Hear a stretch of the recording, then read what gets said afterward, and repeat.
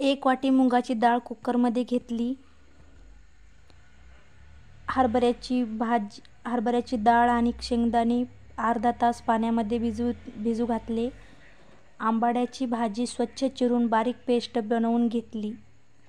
त्यानंतर कुकरमध्ये 1.5 ग्लास पाणी टाकून त्याच्यामध्ये भिजवलेली हरभऱ्याची डाळ, 2 शेंगदाणे थोडेसे आणि बारीक केलेली पेस्ट टाकली आंबाड्याची आणि 2-3 शिट्ट्या करून घ्यायच्या.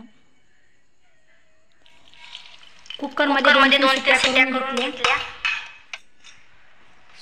भाजून घेतलेलं बेसन पीठ, हिरवी मिरची, बारीक पेस्ट बनवली, कोथिंबीर, जिरं, मोहरी, हळद, मीठ. पातेल्यामध्ये 2 पळी तेल, मोहरी, जिरं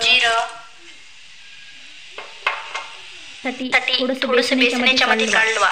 या भाजीमध्ये भाजून बेसन टाकले की भाजी मस्त घट होते.